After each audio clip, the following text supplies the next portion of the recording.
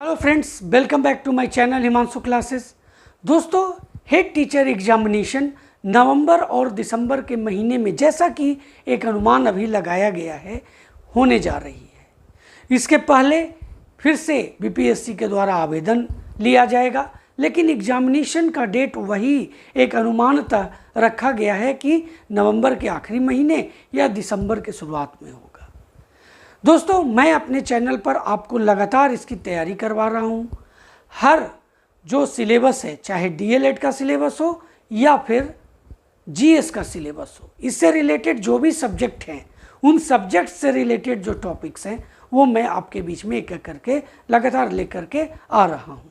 इसी क्रम को आगे बढ़ाते हुए आज मैं न्यू सिलेबस पर आधारित साइंस का क्लास नंबर 2 आपके बीच में लेकर के उपस्थित हूँ।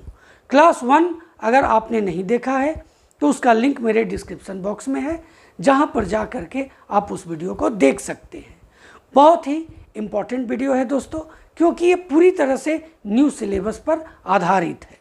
दोस्तों, आज मैं जो सेट साइंस का जो सेट आपके बीच में लेकर के आ रहा हूं, उसमें साइंस के तीनों पोर्शंस यानी फिजिक्स, केमिस्ट्री और बायोलॉजी, इन तीनों से प्रश्नों का संग्रह किया गया है, जो आपके आने वाले एग्जामिनेशन के लिए बहुत ही महत्वपूर्ण साबित हो सकते हैं।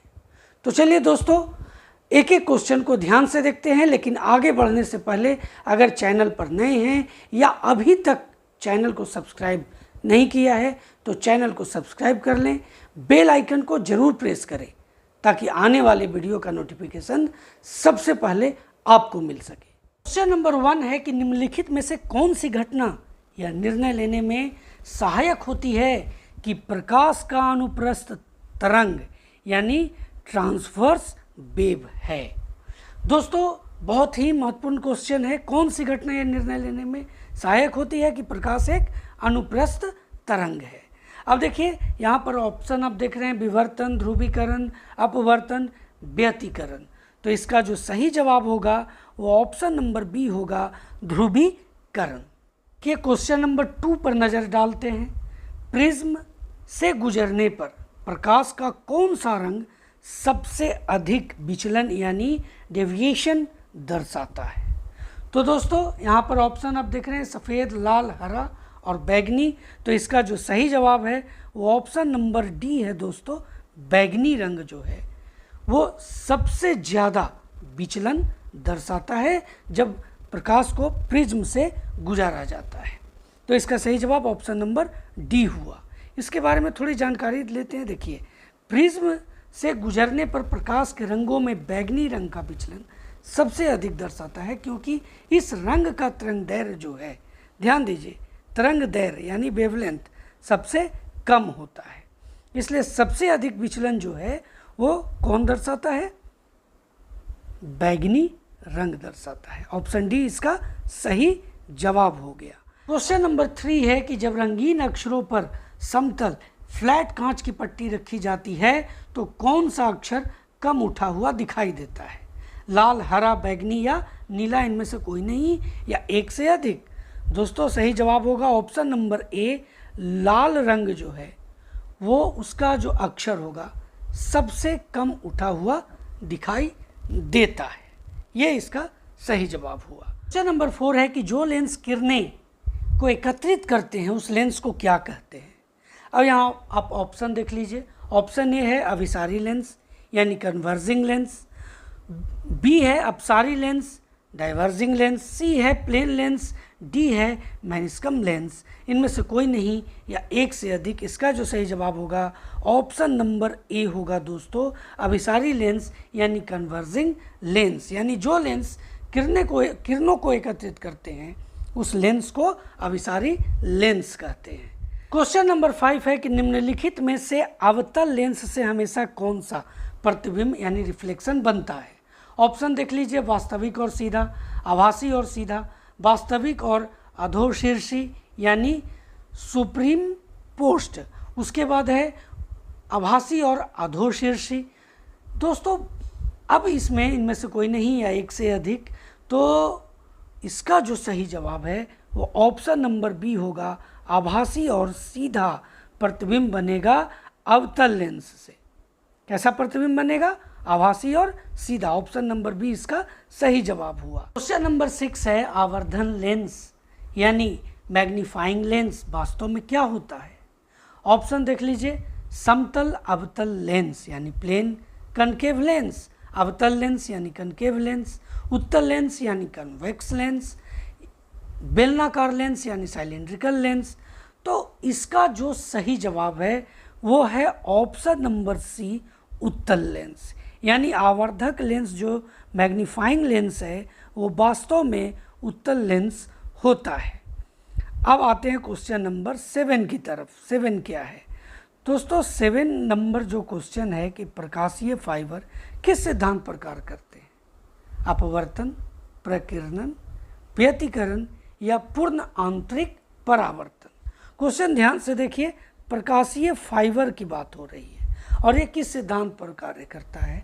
अब यहाँ पर आपने ऑप्शन देखा तो इसका सही जवाब होगा ऑप्शन नंबर डी, पूर्ण आंतरिक परावर्तन पर प्रकाशीय फाइबर कार्य करते हैं, यानी पूर्ण आंतरिक परावर्तन वो सिद्धांत है। क्वेश्चन नंबर 8 है कि प्रकाश छोटे छोटे कणों से मिल करके बना है, उसे क्या कहते हैं? ऑप्शन ए देखिए, परमाणु, बी न्यूट्रॉन, सी पॉजिट्रॉन, डी फोटोन, या इनमें से कोई नहीं या एक से अधिक। तो इसका जो सही जवाब है वो है ऑप्शन नंबर डी, फोटोन। अब चलिए क्वेश्चन नंबर 9 की तरफ बढ़ते हैं। तो क्वेश्चन नंबर 9 है कि प्रकाश का तरंग सिद्धांत किसके द्वारा प्रस्थापित किया गया था? अब यहाँ पर ऑप्शन देख लीजिए, न्यूटन के द्वारा, हाइगेंस के द्वारा, प्लांक के द्वारा या फैराडे के द्वारा। तो इसका जो सही जवाब है वो है ऑप्शन नंबर बी, हाइगेंस के द्वारा प्रकाश का तरंग सिद्धांत जो है वो प्रस्थापित किया गया था। अब आगे बढ़ते हैं क्वेश्चन नंबर 10 की तरफ। क्वेश्चन नंबर 10 क्या है? क्वेश्चन नंबर 10 है कि निम्नलिखित में से कौन सी प्रघटना यह निर्णय लेने में सहायक होती है कि प्रकाश एक अनुप्रस्थ तरंग है? व्यतिकरण, विवर्तन, ध्रुवीकरण या अपवर्तन। तो इसका जो सही जवाब है ऑप्शन नंबर सी होगा, ध्रुवीकरण। यानी ये ध्रुवीकरण ऐसी घटना है जो यह निर्णय लेने में सहायक होती है कि प्रकाश एक अनुप्रस्थ तरंग है। तो सही जवाब इसका ऑप्शन नंबर सी होगा। अब आते हैं क्वेश्चन नंबर 11 की तरफ। 11 क्या है? तो प्रकाश के विद्युत चुंबकीय स्वरूप की खोज किसने की? स्नेल, न्यूटन, मैक्सवेल या यंग ने? दोस्तों इसका जो सही जवाब है कि प्रकाश के विद्युत चुंबकीय स्वरूप की खोज जिसने की वो है मैक्सवेल। ऑप्शन नंबर सी इसका सही जवाब होगा। अब आ जाते हैं क्वेश्चन नंबर 12 की तरफ। तो 12 ध्यान से देखिए कि किसने सर्वप्रथम यह दिखलाया कि प्रकाश तरंगों का विवर्तन होता है? ग्रिमाल्डी, यंग, मैक्सवेल या फोकाल्ट? ध्यान दीजिए क्वेश्चन क्या है कि किसने सर्वप्रथम यह दिखलाया कि प्रकाश तरंगों का विवर्तन होता है? तो इसका जो सही जवाब है ऑप्शन नंबर ए, ग्रिमाल्डी। यह इसका सही जवाब होगा। सर्वप्रथम ग्रिमाल्डी ने ही दिखाया कि प्रकाश तरंगों का विवर्तन होता है। अब आ जाते हैं क्वेश्चन नंबर 13 की तरफ। 13 क्या है? 13 है दोस्तों कि किसी अवरोध की कोर से प्रकाश का मुड़ना क्या कहलाता है? विक्षेपण, विवर्तन, अपवर्तन या व्यतिकरण, या इनमें से कोई नहीं या एक से अधिक। तो इसका जो सही जवाब होगा वो ऑप्शन नंबर बी होगा, विवर्तन। अब आ जाते हैं क्वेश्चन नंबर 14 की तरफ। 14 क्या है? 14 है दोस्तों कि प्रकाश विकिरण की प्रकृति होती है तरंग के समान, कण के समान, तरंग एवं कण दोनों के समान, तरंग एवं कण के ससमान नहीं, इनमें से कोई नहीं या एक से अधिक। तो इसका सही जवाब ऑप्शन नंबर सी होगा, तरंग एवं कण दोनों के समान प्रकाश विकिरण की प्रकृति होती है। नंबर 15 है कि प्रकाश का वेग सर्वप्रथम किसने ज्ञात किया? गैलीलियो, न्यूटन, रोमर या माइकलसन ने? तो इसका सही जवाब है ऑप्शन नंबर सी, रोमर ने। यानी प्रकाश के वेग का सर्वप्रथम किसने ज्ञात किया? रोमर ने। एकदम बिल्कुल याद रखें दोस्तों। जो भी क्वेश्चन आपको ऐसा लगे कि ये दिक्कत कर रहा है तो उसे नोट भी कर लें। वीडियो अच्छा लग रहा है तो लाइक भी करके आगे बढ़ें। देखिए क्वेश्चन नंबर 16 क्या है? क्वेश्चन नंबर 16 है दोस्तों कि माध्यम के तापमान में वृद्धि के साथ प्रकाश, यहाँ देखिए इसको कर लें, प्रकाश की गति क्या होती है। अगर तापमान बढ़ेगा तो प्रकाश की गति कैसी होगी, बढ़ती है, घटती है, वैसे ही रहती है या सहसा गिर जाती है। देखिए तापमान बढ़ने से प्रकाश की गति में कोई फर्क नहीं पड़ेगा। इसका सही जवाब होगा ऑप्शन नंबर सी, वैसे ही रहती है। क्वेश्चन नंबर 17 की तरफ बढ़ जाते हैं अब। तो 17 है दोस्तों कि पूर्ण सूर्य ग्रहण का अधिकतम समय क्या होता है। 250 सेकेंड, 460 सेकेंड, 500 सेकेंड या 600 सेकेंड, या इनमें से कोई नहीं, या एक से अधिक। तो दोस्तों इसका जो सही जवाब होगा वो ऑप्शन नंबर बी होगा 460, यानी पूर्ण सूर्य ग्रहण का जो अधिकतम समय होता है वो 460 सेकेंड होता है। अब इसे आप 60 से डिवाइड करके मिनट में भी कन्वर्ट कर सकते हैं। अब आ जाते हैं क्वेश्चन नंबर 18 क्या कहता है। देखिए क्वेश्चन नंबर 18 है कि निम्नलिखित में से कौन सा बल एक संपर्क बल है। गुरुत्वाकर्षण का बल, चुंबकीय बल, घर्षण बल या विद्युत स्थैतिक बल। तो इसका जो सही जवाब होगा वो ऑप्शन नंबर सी होगा, घर्षण बल। क्वेश्चन नंबर 19 है कि निम्नलिखित में से कौन घर्षण का गलत उदाहरण है। वॉशिंग मशीन को फर्श पर ढकेलना, बर्फ पर स्लेड स्लाइडिंग, एक स्लाइड पर फिसलता एक व्यक्ति, या एक भारी वस्तु को उठाता एक व्यक्ति।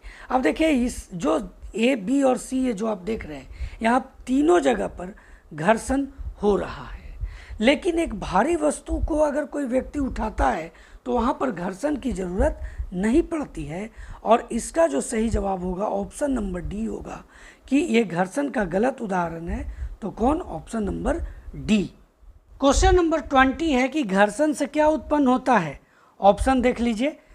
ऑप्शन ए है ऊष्मा, बी है विद्युत बल, सी है चुंबकीय बल या डी उच्च ताप। तो इसका सही जवाब होगा ऑप्शन नंबर ए, ऊष्मा। घर्षण होगा तो उससे ऊष्मा उत्पन्न होगा। अब आगे बढ़ते हैं। देखिए क्वेश्चन नंबर 21 है कि निम्नलिखित में से कौन सी धातु लोहे का शुद्ध रूप है। ढलवां लोहा, पिटवां लोहा, ग्रेड ढालवां लोहा या सफ़ेद ढालवां लोहा, इनमें से कोई नहीं या एक से अधिक। तो इसका जो सही जवाब है ऑप्शन नंबर बी होगा, पिटवां लोहा। देखिए पिटवा लोहा के बारे में कुछ जानकारी हासिल करते हैं। पिटवा लोहा एक बहुत शुद्ध लोहा होता है जहां लौह सामग्री 99.5% की कोटि की होती है। ये कच्चे लोहे को फिर से पिघलाने से उत्पन्न होता है और कुछ छोटी मात्रा में सिलिकॉन, सल्फर या फास्फोरस भी मौजूद हो सकता है। यह कठिन, आघात वर्धनीय और नमनीय होता है और आसानी से फोर्जित या बिल्ड किया जा सकता है, इसलिए पिटवा लोहा इसका सही जवाब हुआ। हालांकि यह आकस्मिक झटके नहीं सह सकता। चेन, क्रेन हुक, रेलवे युग्मक और ऐसे अन्य घटक इस लोहे से बने होते हैं। किस लोहे से? पिटवा लोहा से। क्वेश्चन नंबर 22 है कि धातु अपनी वास्तविक अवस्था में खाली जगह विद्यमान होती है, यानी किस अवस्था में विद्यमान होती है। अब यहाँ आप ऑप्शन देख लीजिए। गैर धातु के साथ मिश्रण के रूप में, अन्य धातु के साथ मिश्रण के रूप में, ऑप्शन सी है मुक्त अवस्था में, ऑप्शन डी है यौगिकों के साथ मिश्रण के रूप में, इनमें से कोई नहीं या एक से अधिक। तो दोस्तों धातु अपनी वास्तविक अवस्था में गैर धातु के साथ मिश्रण के रूप में विद्यमान होती है। देखिए इसके बारे में थोड़ी जानकारी हासिल करते हैं कि धातु बहुत प्रतिक्रियाशील और अस्थिर होती है। परिवेश में वे अस्थायित्व प्राप्त करने के लिए अन्य तत्वों के साथ प्रक्रिया करके यौगिक बना लेती है। यहाँ पर आप देख रहे हैं, इस प्रकार धातु संबंधित खनिजों को बनाने के लिए सल्फाइड, ध्यान दीजिए, सल्फाइड, कार्बोनेट, ऑक्सीजन के साथ प्रतिक्रिया करते हैं और वे मुक्त अवस्था में नहीं होते हैं। प्रकृति में जिन धातुओं को मुक्त अवस्था में पाया जा सकता है वे कौन कौन है, ये भी आपको जानना जरूरी है। वह सोना, चांदी, प्लैटिनम। दोस्तों ये ऐसे धातुएं हैं जो मुक्त अवस्था में पाए जाते हैं क्योंकि वे गैर प्रतिक्रियाशील धातुएं हैं। देखिए क्वेश्चन नंबर 23 क्या है। तो 23 है कि निम्न में से कौन सी धातु वायु के साथ अभिक्रिया नहीं करती। ऑप्शन देख लीजिए। सोना platinum, silver platinum, potassium nickel. Option D है सोना सिल्वर। ये दोस्तों ये निकेल नहीं, इसको निकेल पढ़ेंगे। निकेल, सोना और सिल्वर इनमें से कोई नहीं या एक से अधिक। तो इसका जो सही जवाब है ऑप्शन नंबर ए होगा इसका, यानी सोना और प्लैटिनम इसका सही जवाब होगा। ये ऐसी धातुएं हैं जो वायु के साथ अभिक्रिया नहीं करती हैं। क्वेश्चन नंबर 24 है कि सोल्डर बनाने के लिए निम्नलिखित में से किसका संयोजन किया जाता है?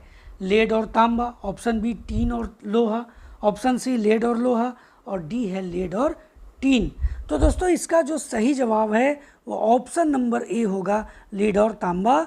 ये इसका सही जवाब होगा, जो दोनों को मिला करके सोल्डर बनाया जाता है, सोल्डर का संयोजन किया जाता है इन दोनों के साथ। देखिए सोल्डर एक मिश्र धातु है जो आम तौर पर टीन का 60% और लेड का 40% से बना होता है, जिसे गर्म लोहे का उपयोग करके पिघलाया जाता है।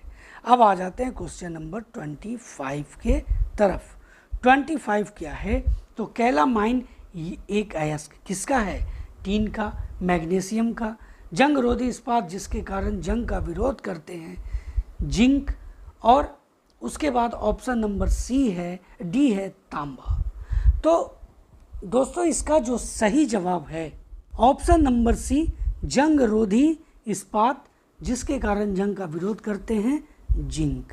ये इसका सही जवाब हुआ। अब आ जाते हैं क्वेश्चन नंबर 26 के तरफ। 26 है कि धातु का कौन सा गुणधर्म यांत्रिक गुणधर्म कहलाता है? चालकता, दृढ़ता, गलनीयता, विशिष्ट गुरुत्व, इनमें से कोई नहीं या एक से अधिक। तो इसका सही जवाब होगा ऑप्शन नंबर बी, दृढ़ता। क्वेश्चन नंबर 27 है कि जंग रोधी इस्पात जिसके कारण जंग का विरोध करते हैं, कार्बन, मैग्नीज, क्रोमियम, सल्फर, इनमें से कोई नहीं। तो इसका सही जवाब होगा option number C, chromium. Question number 28 है कि अभ्रक का उपयोग खाना पकाने वाले बर्तन में किया जाता है, क्योंकि यह है। देखिए यहाँ पर ऑप्शन आपके सामने है। ऑप्शन ए है कि ऊष्मा का सुचालक है लेकिन विद्युत का कुचालक है। ऑप्शन बी है ऊष्मा का कुचालक है लेकिन विद्युत का सुचालक है। ऑप्शन सी ऊष्मा और विद्युत दोनों का सुचालक है। और डी है कि इन दोनों का कुचालक है। तो इसका सही जवाब होगा ऑप्शन नंबर ए, अभ्रक का उपयोग खाना पकाने वाले बर्तन में किया जाता है क्योंकि यह ऊष्मा का सुचालक है लेकिन विद्युत का कुचालक है। तो ऑप्शन ए इसका सही जवाब हुआ। अब आ जाते हैं क्वेश्चन नंबर 29 की तरफ। 29 है कि सबसे अधिक अभिक्रियाशील धातु कौन सी है? सोडियम, मैग्नीशियम, कैल्शियम या पोटेशियम। दोस्तों इसका जो सही जवाब है ऑप्शन नंबर डी होगा, पोटेशियम। ये इसका सही जवाब होगा। सबसे अधिक अभिक्रियाशील धातु पोटेशियम है। अब चलिए क्वेश्चन नंबर 30 की तरफ बढ़ते हैं। ऐसे अधातु जो द्रव अवस्था में पाए जाते हैं, पारा, क्रोमियम, ब्रोमीन या सोडियम। तो यह अधातु है। अब देखिए यहाँ पर आपके मन में सबसे पहले पारा का नाम आया होगा, पर यह अधातु नहीं, यह धातु है। तो पारा भी नहीं होगा, क्रोमियम भी नहीं होगा, सोडियम भी नहीं होगा। सही जवाब होगा ऑप्शन नंबर सी, ब्रोमीन। अब आते हैं क्वेश्चन नंबर 31 की तरफ। 31 क्या है? तो 31 है कि कार्बोनेट या ऑक्साइड अयस्क को वायु की अनुपस्थिति में गर्म करने की प्रक्रिया क्या कहलाती है? कार्बोनेट या ऑक्साइड अयस्क को वायु की अनुपस्थिति में जब गर्म किया जाता है तो यहाँ पर आप ऑप्शन देख लीजिए, भर्जन, आसवन, द्रव गलन या निष्पातन। तो इसका जो सही जवाब है ऑप्शन नंबर डी, निस्तापन। ये इसका सही जवाब होगा। क्वेश्चन नंबर 32 है कि निम्नलिखित में से कौन उभयधर्मी है? Zinc oxide, mercuric oxide, nitrogen oxide या लेड ऑक्साइड, इनमें से कोई नहीं या एक से अधिक। तो इसका सही जवाब होगा zinc oxide, option number A. अब आते हैं क्वेश्चन नंबर 33 की तरफ। तो 33 है कि अधातुओं के परमाणुओं के बाहरी कक्षा में इलेक्ट्रॉनों की सामान्य संख्या क्या होती है? ऑप्शन ए देखिए 2 3 4, option B 1 2 3, option C 6 7 8, option D 4 5 6, इनमें से कोई नहीं या एक से अधिक। तो इसका सही जवाब ऑप्शन नंबर बी होगा, 1 2 3। यानी धातुओं के परमाणुओं के बाहरी कक्षा में इलेक्ट्रॉन की सामान्य जो संख्या होती है वो 1 2 या 3 होती है। क्वेश्चन नंबर 34 है कि पौधे में मादा प्रजनन अंग के भागों का सही क्रम है। ऑप्शन देख लीजिए। ऑप्शन ए है अंडाशय, वर्तिका, पुष्पासन और वर्तिकाग्र। बी है वर्तिकाग्र, वर्तिका, अंडाशय और पुष्पासन। सी है अंडाशय, वर्तिकाग्र, वर्तिका और पुष्पासन। या फिर वर्तिका, वर्तिकाग्र, अंडाशय और पुष्पासन। दोस्तों इसे आपको याद रखना बहुत ज़रूरी है। इसमें ऑप्शन बी सही जवाब है, यानी पहले वर्तिकाग्र होगा, उसके बाद वर्तिका होगा, फिर अंडाशय होगा और तब लास्ट में पुष्पासन होगा। ऑप्शन नंबर बी इसका सही जवाब होगा। देखिए वर्तिकाग्र यह पुष्प योनि का शीर्ष है, या जैसे जैसा मैंने आपको बताया क्रम वाइज उसके अनुसार मैं बता रहा हूँ कि वर्तिकाग्र या पुष्प योनि का शीर्ष है। यह पराग कण प्राप्त करता है जो निषेचन की प्रक्रिया शुरू करता है। वहीं वर्तिका या पुष्प योनि का वृंत है दोस्तों, यह एक लंबा पतला वृंत है जो वर्तिकाग्र और अंडाशय को जोड़ता है। जब पराग वर्तिकाग्र तक पहुंचता है तो यह पराग ट्यूब नामक वर्तिका के माध्यम से एक ट्यूब विकसित करना शुरू कर देता है जो अंत में अंडाशय तक पहुंचता है। और अब अंडाशय की बात करें तो यह पुष्प योनि का आधार होता है। अंडाशय यह निषेचन के लिए अंडाणुओं को धारण करता है। पुष्पासन क्या है? तो पुष्पासन जो सबसे अंत में था, यह फूल के वृंत के पास अवस्थित होता है। यह फूल को पोषक तत्वों की आपूर्ति करता है। यह फूल का एक संघनित अक्ष है जिसमें से सभी पुष्प के हिस्से निकलते हैं। अब आ जाते हैं क्वेश्चन नंबर 35। तो पौधे का यौन प्रजनन अंग क्या है? पुष्प, पुकेसर, पुष्प योनि या पुष्पनज? तो इसका जो सही जवाब होगा ऑप्शन नंबर ए होगा, पुष्प होगा। यानी पुष्प का जो यौन प्रजनन अंग है पौधे का, माफ कीजिए, वो है ऑप्शन नंबर ए, पुष्प। क्वेश्चन नंबर 36 है कि फूल के भाग जिस आधार पर उपस्थित होते हैं उसे क्या कहते हैं? ऑप्शन ए है बीजांडासन, बी है बाह्यदल पुंज, सी है अंडवाहिनी और डी है थैलमस। तो इसका सही जो जवाब है वो ऑप्शन नंबर डी होगा, थैलमस। यानी फूल के भाग जिस आधार पर उपस्थित होते हैं वो क्या है? वो है थैलमस। देखिए क्वेश्चन नंबर 37 है कि जिम्नोस्पर्म में निम्न में से क्या अनुपस्थित होता है?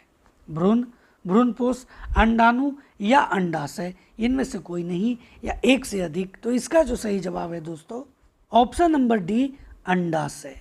यानी जिम्नोस्पर्म में क्या अनुपस्थित होता है? तो अंडाशय अनुपस्थित होता है, बाकी भ्रूण, भ्रूणपोष, अंडाणु ये उपस्थित होते हैं। अब चलिए क्वेश्चन नंबर 38 की तरफ बढ़ते हैं। द्विनाम पद्धति का अभिप्राय है पौधे के नामों को दो शब्दों में लिखना जो क्या बताते हैं?